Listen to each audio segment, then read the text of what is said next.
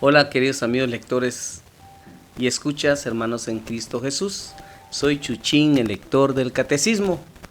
El día de hoy domingo, hermoso domingo, segunda semana de Cuaresma, continuaremos con la lectura del Catecismo de la Santa Iglesia Católica. Bueno, iniciamos en el nombre del Padre, del Hijo y del Espíritu Santo. Amén. Espíritu Santo, fuente de luz, ilumínanos. Y vamos, ¿qué les parece? Con un salmo, el Salmo 115. Y vamos a repetir nosotros después de la oración, de pequeñas estrofas de oración. Caminaré en presencia del Señor en el país de los vivos. Dice, tenía fe aun cuando dije, qué desgraciado soy. Mucho le cuesta al Señor la muerte de sus fieles. Y nosotros repetimos, caminaré en presencia del Señor en el país de los vivos. Señor, yo soy tu siervo, siervo tuyo, hijo de tu esclava. Rompiste mis cadenas, te ofreceré un sacrificio de alabanza, invocando tu nombre, Señor. Caminaré en presencia del Señor en el país de los vivos. La tercera estrofa, la tercera parte dice, cumpliré al Señor mis votos en presencia de todo el pueblo, en el atrio de la casa del Señor, en medio de ti, Jerusalén. Oremos. Caminaré en presencia del Señor en el país de los vivos. Bueno, queridos amigos, hermanos, en Cristo nuestro Señor, continuaremos entonces, y ya ves que vamos entrelazando Amoris Laetitia de la exhortación apostólica postsinodal del Santo Padre Francisco a toda la Iglesia. En el punto número 3 de esta exhortación dice, recordando que el tiempo es superior al espacio, quiero reafirmar que no todas las discusiones doctrinales, morales o pastorales, deben ser resueltas con intervenciones magisteriales. Naturalmente en la Iglesia es necesaria una unidad de doctrina y de praxis, o sea, de práctica, pero ello no impide que subsistan diferentes maneras de interpretar algunos aspectos de la doctrina o algunas consecuencias que se derivan de ella. Esto sucederá hasta que el Espíritu nos lleve a la verdad completa, según Juan 16, versículo 13. Es decir, cuando nos introduzca perfectamente en el misterio de Cristo y podamos ver todo con su mirada. Además, en cada país o región se pueden buscar soluciones más inculturadas, atentas a las tradiciones y a los desafíos locales, porque las culturas son muy diferentes entre sí y todo principio general necesita ser inculturado si quiere ser observado y aplicado. Ahí tenemos esto, queridos hermanos, muy bonito de reflexionar, de Amoris Laetitia del Papa Francisco. Cómprenlo, está bueno. Bueno, continuando con el catecismo, nos refiere este contexto, este concepto, este título referente a la reconciliación con la Iglesia. El numeral 1443 refiere, durante su vida pública Jesús no solo perdonó los pecados, también manifestó el efecto de este perdón. A los pecadores que son perdonados los vuelve a integrar en la comunidad del pueblo de Dios, de donde el pecado los había alejado e incluso excluido. Un signo manifiesto de ello es el hecho de que Jesús admite a los pecadores a su mesa, más aún él mismo se sienta a su mesa, gesto que expresa de manera conmovedora a la vez el perdón de Dios y el retorno al seno del pueblo de Dios. Numeral 1444. Al hacer partícipes a los apóstoles de su propio poder de perdonar los pecados, el Señor les da también la autoridad de reconciliar a los pecadores con la Iglesia. Esta dimensión eclesial de su tarea se expresa particularmente en las palabras solemnes de Cristo a Simón Pedro: a ti te daré las llaves del reino de los cielos, y lo que ates en la tierra quedará atado en los cielos, y lo que desates en la tierra quedará desatado en los cielos, según Mateo 16, versículos 19. Consta que también el colegio de los apóstoles, unido a su cabeza, recibió la función de atar y desatar dada a Pedro según Mateo 18, versículos 18, 28 al 28 y del 16 al 20. También el numeral 1445 refiere las palabras atar y desatar significan: aquel a quien excluyáis de vuestra comunión será excluido de la comunión con Dios. Aquel a quien recibáis de nuevo en vuestra comunión, Dios lo acogerá también en la suya. La reconciliación con la iglesia es inseparable de la reconciliación con Dios. Miren qué hermoso amor. La parte de la reflexión en el amor.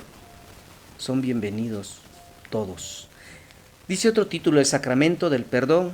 Y mira, a colación de lo que venimos diciendo, numeral 1446, lo que dice el catecismo: Cristo instituyó el sacramento de la penitencia en favor de todos los miembros pecadores de su iglesia, ante todo para los que después del bautismo hayan caído en el pecado grave y así hayan pedido la gracia bautismal y lesionado la comunión eclesial. El sacramento de la penitencia ofrece a estos una nueva posibilidad de convertirse y de recuperar la gracia de la justificación.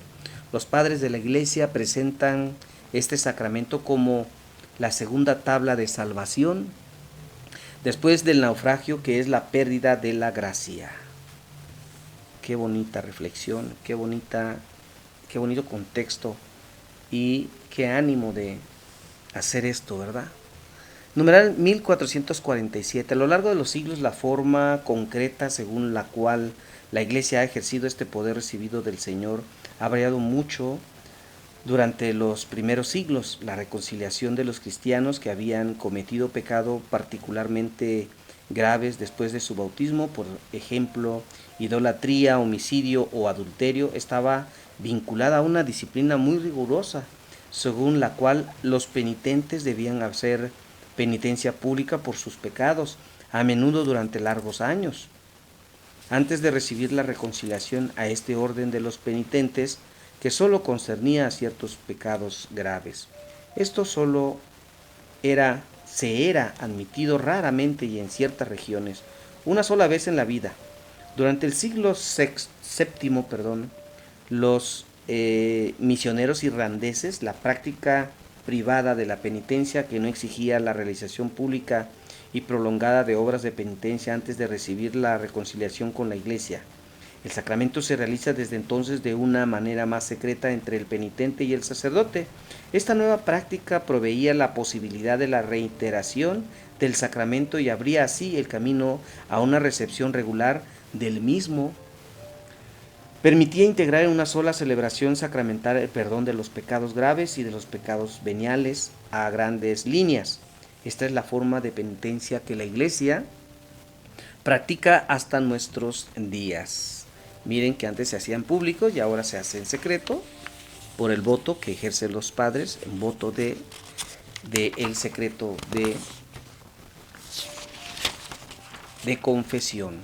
Vámonos con el numeral 1448. A través de los cambios que la disciplina y la celebración de este sacramento ha experimentado a lo largo de los siglos, se descubre una misma estructura fundamental. Comprende dos elementos igualmente esenciales: por una parte, los actos del hombre que se convierte bajo la acción del Espíritu Santo, a saber, la contrición, la confesión de los pecados y la satisfacción; por otra parte, la acción de Dios por el ministerio de la Iglesia, por medio del obispo y de sus presbíteros. La Iglesia, en nombre de Jesucristo, concede el perdón de los pecados, determina la modalidad de la satisfacción, ora también por el pecador y hace penitencia con él. Así el pecador es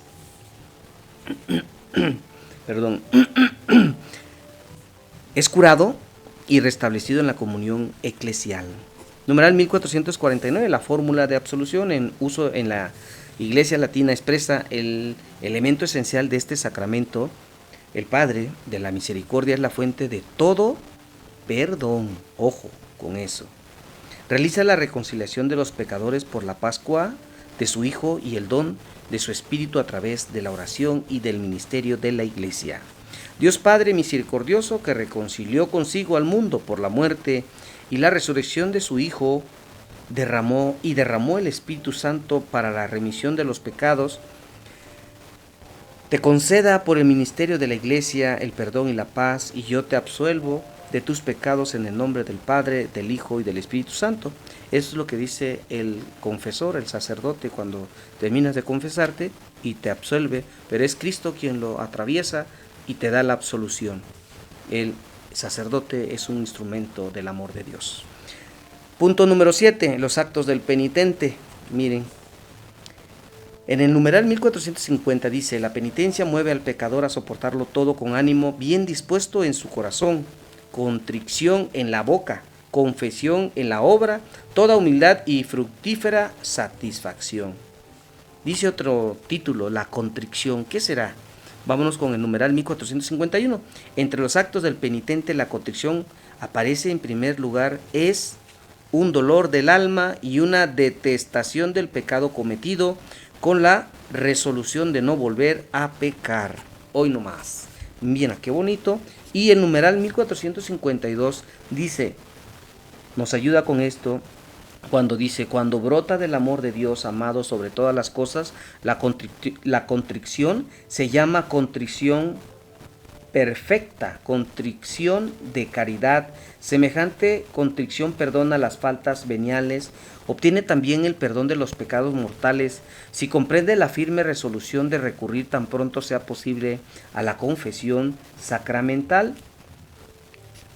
Vámonos con el numeral 1453. La contrición llamada imperfecta o atricción es también un don de Dios, un impulso del Espíritu Santo. Nace de la consideración de la fealdad del pecado o del temor de la condenación eterna y de las demás penas con que es amenazado el pecador. Tal conmoción de la conciencia puede ser el comienzo de una evolución interior que culmina bajo la acción de la gracia en la absolución sacramental. Sin embargo, por sí misma la contrición, por sí misma la contrición imperfecta no alcanza el perdón de los pecados graves, pero dispone a obtenerlo en el sacramento de la penitencia. Qué bueno, es muy grande el amor de Dios, muy largo y alto y ancho y espacioso es el amor de Dios. Eso es la figura de Cristo.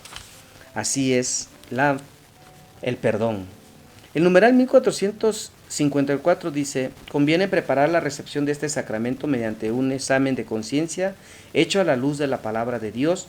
Para esto los textos más aptos a este respecto se encuentran en el Decálogo y en la catequesis moral de los evangelios y de las cartas de los apóstoles, Sermón de la Montaña y enseñanzas apostólicas. ¿Recuerdan el librito que ya terminamos? Ahí venían ejemplos y tips de examen de conciencia y obviamente la absolución y todo el examen de conciencia para el perdón de los pecados, el penitente, el confesor y todo lo demás. Recuerden darle like, compartir y suscribirse.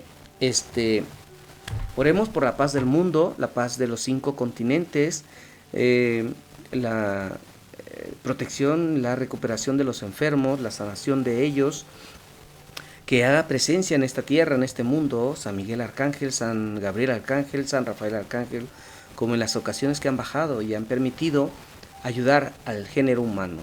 Todo esto en el nombre de Cristo nuestro Señor y la Santísima Trinidad, Padre, Hijo y Espíritu Santo. Amén. Recuerden, soy Chuchín, el catequista, y si Dios quiere y es la voluntad de Él, por aquí nos vemos pronto.